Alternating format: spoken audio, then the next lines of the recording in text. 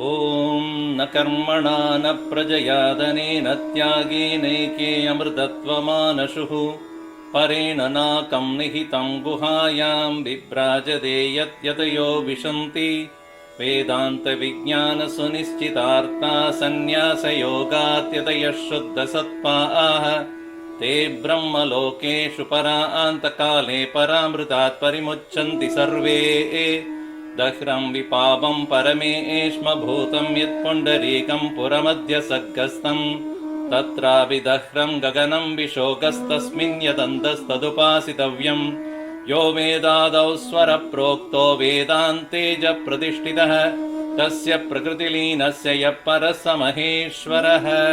Sadgurunath Maharaj ki jai.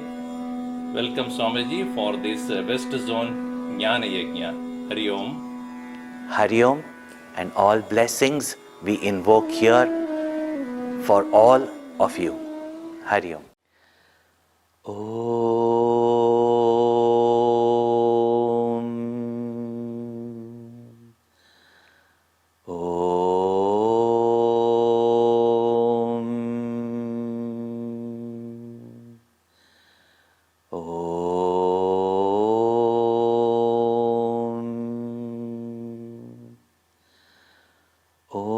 Shri Ganeshaya Namaha.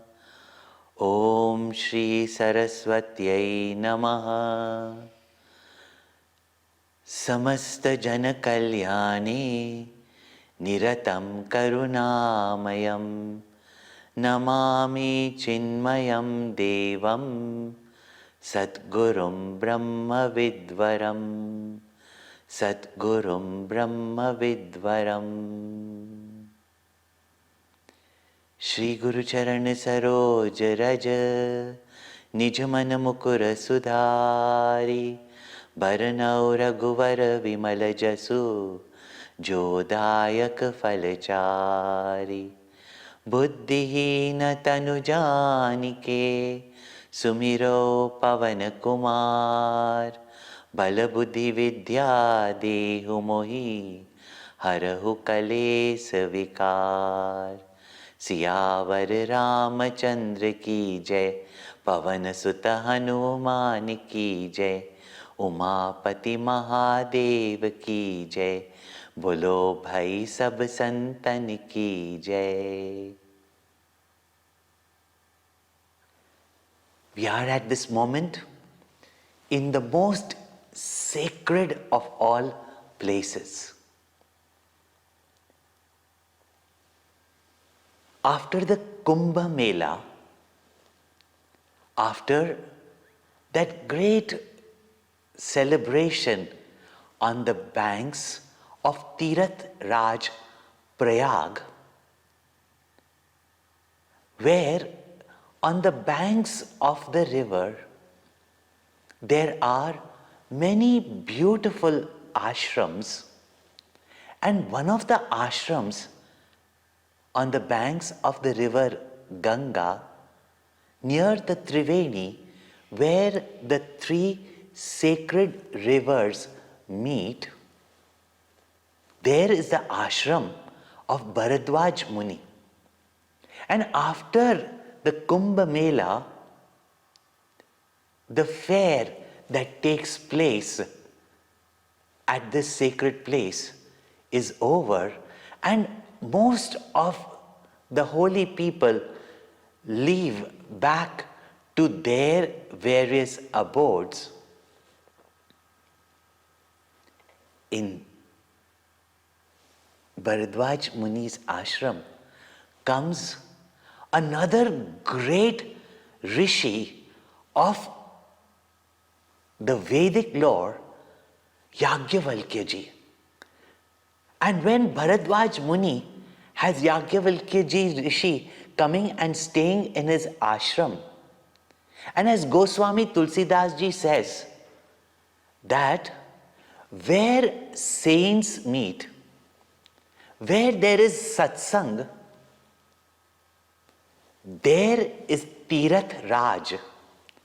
There it is the sacred place where these three holy rivers meet. And there we understand the significance of this inner pilgrimage, this inner journey. Goswami Tulsidas ji says that satsang is Tirath Raj, where Ram Bhagati jahan sur sari dhara, where the flow of devotion towards Sri Ram is Surasari, the divine river Ganga. Ram Bhagati jahan Surasari dhara. So where there is flow of love and devotion, there is Ganga. Sarasahi Brahma Bichara Prachara. And that Saraswati that flows below is Brahma Vichar, where there is inquiry into the nature of the truth of the infinite. And Vidhi Nishedamaya Kalimala Harani. And that which destroys all our negativities, that flow of Yamuna, the one who is the daughter of the sun, where there is discussion of what should be done and what should not be done, where there is discussion of what is dharma, where there is this flow of knowledge of dharma, inquiry into Brahma, and devotion towards Ram, that is the place of pilgrimage. And it is these great rishis who reveal to us the Upanishads. They are the ones who are having a very unique discussion. Because when we are in the company of saints and sages, never lose the opportunity of gaining further knowledge, of developing more devotion, and being clear about how we should walk our path to perfection.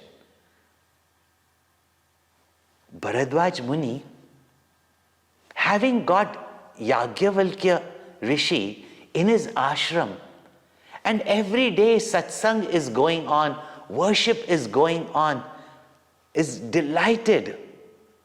But every good thing also comes to an end. And when Yagyavalkya Rishi was about to leave for his ashram, Bharadwaj Muni thinks in his mind that what a joy it is when saints come to our home, and that painful it is when they depart from us. Therefore, Goswami Tulsidas ji says that Sant and Asant, holy people and even wicked people, are alike in some ways. Both give us sorrow. One, when they come into our life, the wicked person comes into our life, brings sorrow to us. But when saints, holy people, loving people, kind people, when they leave and go, they take away our hearts, they take away our life with them. Therefore, Bharadwaj Muni does not want to lose this opportunity, and the best way to stop a saint from leaving, Bharadwaj Muni gets him involved in a discussion that he himself would not leave, because you should not stop someone who is going back home.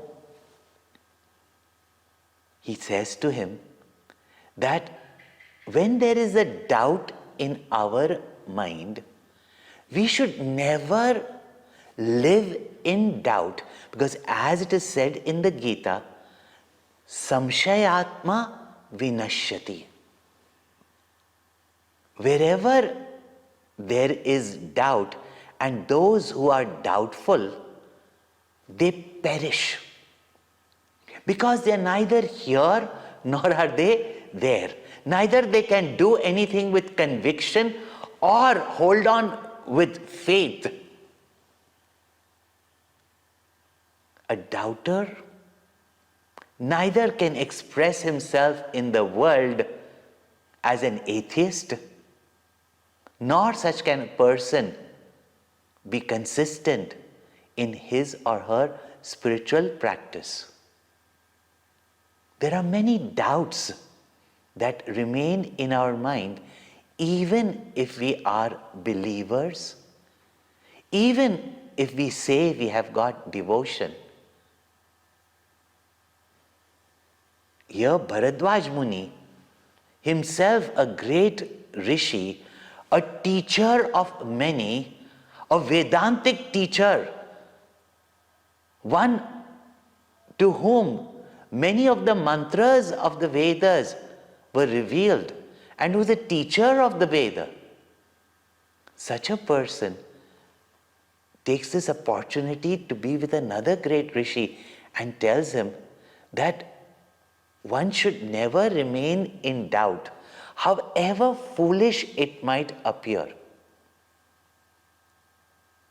I have a doubt in my mind, and without a guru to guide, doubts cannot be removed. So may I ask you a question? Yagyavalkya ji says, sure. And Bharadwaj Muni says that there is, in the Veda, we hear the glory of Ram Nama, the name of Ram, the mantra Ram. We even hear that in Kashi, Shivji, when he gives the initiation to the name of Ram, one attains liberation. So we hear of Ram in the Veda, and there is another Ram who is glorified as the son of Dashrath Maharaj, whose glory, whose feats, whose heroism, whose principle and ideals are no doubt admirable. But is that man Ram and the one whose name can liberate you from this ocean of transmigration, from delusion and ignorance, from sorrow, and lead us to absolute bliss? Is it the same Ram? And this is how in our minds also this confusion is there, that did Ram exist? Is Ram a historical figure? Is Ramayana just a story? We have been told and used these words which have become part of our vocabulary, that it is a myth. However, myths can be inspirational and idealistic, and can influence the minds of people for good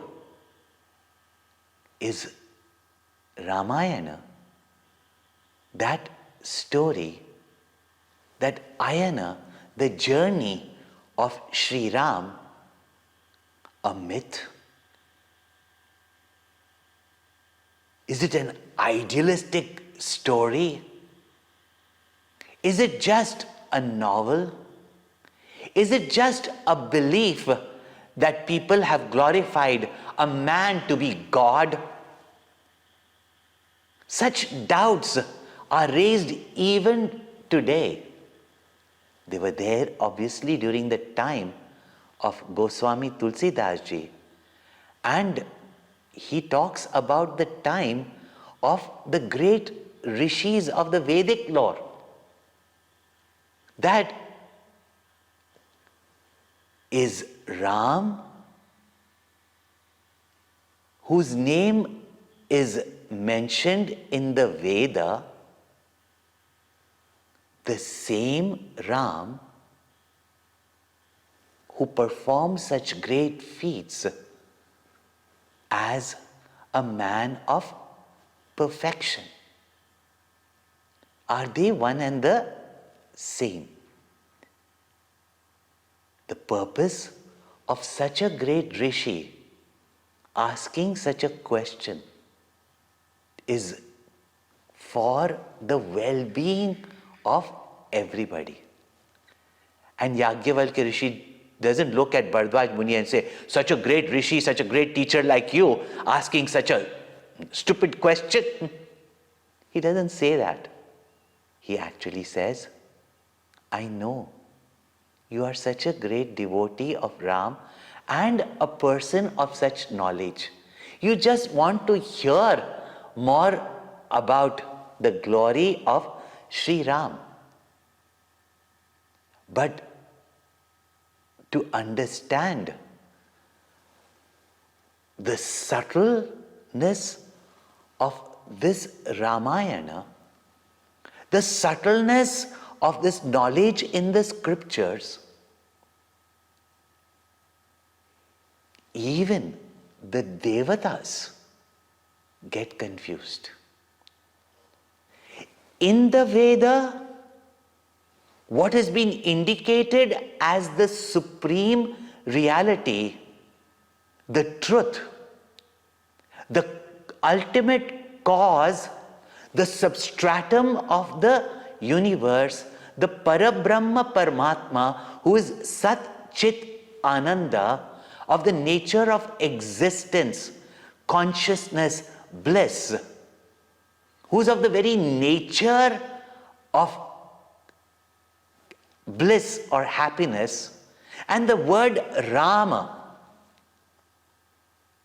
Yasmin Sarve Ramanti, Yoginaha, Bhoginapi, in whom everyone is reveling, one who delights everyone, that is called as Rama, in whom everybody finds happiness, who is the source of happiness, is called as Rama. And happiness can be there only in infinitude, not in anything finite. It is said in the Upanishads, Yo vai bhuma tat sukham. Only the infinite, which is complete, limitless, can give us complete satisfaction, contentment, happiness, not anything else. This is the Ram indicated in the Veda, in the Upanishads. And there is this Ram who delighted everyone, the son of Dashrath Maharaj, a man, a form. Is it the same? Is he the same? Or are they two different? Even now there is this confusion. Is the Nirgun Ram of Kabir, Guru Nanak, different from that Gandharpa Aganita Amita Chabi Navanila Nirad Sundaram, that abode of beauty, that abode of dharma, that giver of love and joy to everyone? That manifestation, Rama, whose journey, Ayana,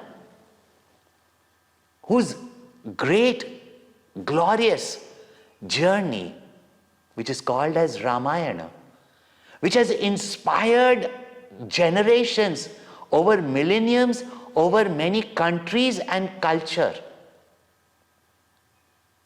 Is that Ramayana a myth? Or are these two Rams misappropriated, misplaced? Even now, these confusions are there. But it is clearly said that that supreme truth from whom this entire universe has manifested, when this creation requires that supreme Lord to manifest, then that Lord, that supreme Ishvara, takes an avatar, descends amongst the beings of the earth, takes up the form and delights everyone and shows everyone the path to bliss. Yagyavalkya Rishi ji tells to Bharadwaj Muni that this confusion even the Devtas had, and tells the story that Sati, who was the wife of Shiva, who herself was very knowledgeable, but who could not understand these leelas, these sports, that how can that supreme formless take a form and come? And even if it's Lord Vishnu who has taken an avatar, then why is he crying, lamenting for a woman helplessly? Why is this Ram crying for Sita when she is kidnapped by Ravan? Is he the all-powerful God? She has this doubt. But Shivji tries to explain to her, but by a mere logical intellect, we cannot understand. With mere emotional love or belief, also we cannot understand. And therefore, when Sati comes as Parvati, and there, when with devotion she inquires these questions that arise even in our minds today. Is Ramayana a myth? Is a man glorified as God? Is he perfect? Is this just a story, however beautiful, to inspire? Or is it a glorious part of our history? Puja Gurudev Swami Chinmayananda said very beautifully, and I heard him as a teenager on this subject. We all have heard the story of the Ramayana. It has inspired and touched our lives from childhood. We sometimes are a bit skeptical about certain things in the Ramayana. We also worship Sri Ram. But the true significance of the Ramayana, only when we are with such great saints that they reveal to us that Ramayana is not a myth. It is called as itihasa. So it was. But the matter of fact is, so it is. It is a reality even today. And therefore, Gurudev explained very beautifully. He said, Ramayana is not just a story. It is not even history. It is his story, but it is not just a story or a narration of a glorious life. Ramayana is mysticism at its highest. And he explained the word mysticism. He says, when we see a garden of flowers, we just want to see the superficial beauty, sniff the flower, grasp the fragrance, and immediately pluck the flower to put it in a bouquet, making it decay quickly. But when the poets, when they see the flower, they see a beauty in it that does not meet a common man's eyes. But the great saints and sages, when they contemplated and meditated on these mystical stories, when they saw this life of the great master, the great hero, the avatar, they realized there is a greater significance to it. And in their great scientific discoveries, they knew the identity between the macrocosm and the microcosm. That whatever happens outside is happening within, and whatever is happening within is manifesting outside. And therefore, this Ramayana, this journey of Rama, this life demonstrated by Sri Ram, is also the inner journey of a spiritual seeker. And this word Ramayana means both. Ramayana means the path that Ramchandraji, the journey of Sri Ramchandraji. Ayana is the path. Ayana also is the goal. That Rama, bliss, infinitude, perfection is our goal. And the path of dharma,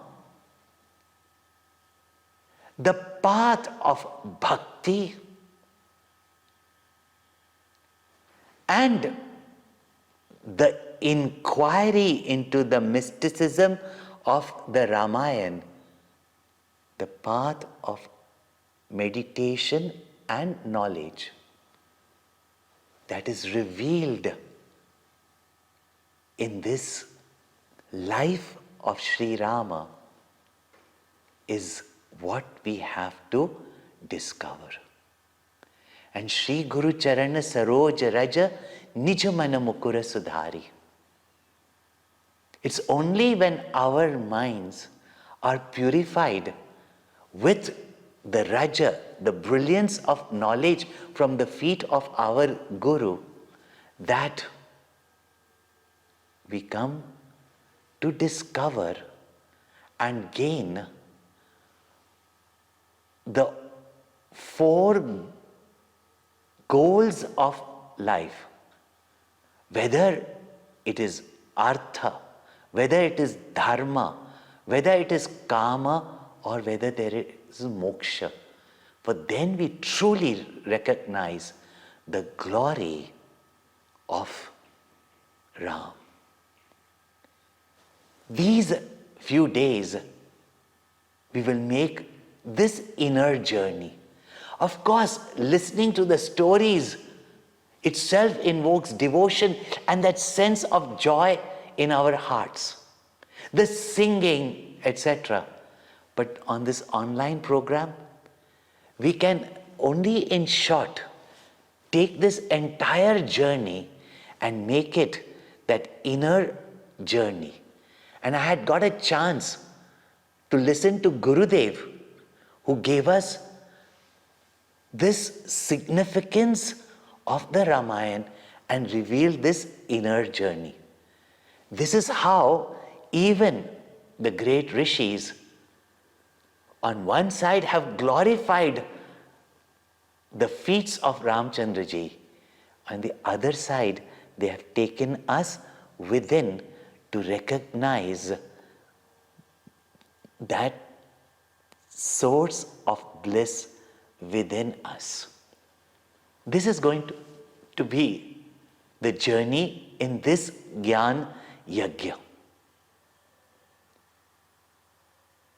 Come with us to this inner tirtha, this inner pilgrimage. Every day, be punctual, be on time. Come sit with your family and spread the word of this Gyan Yajna online. We can spread it to as many people as possible. Tell them to register so that these next few days we can invoke that inner bliss in us and, like Ramchandra, delight everyone in our life. Om Purnamada Purnamidam Purnat Purnamudachyate Purnasya Purnamadaya Purnamevavashishyate. Om Shanti Shanti Shanti. Harihi Om. Shri Gurubhyo Namaha. Harihi Om.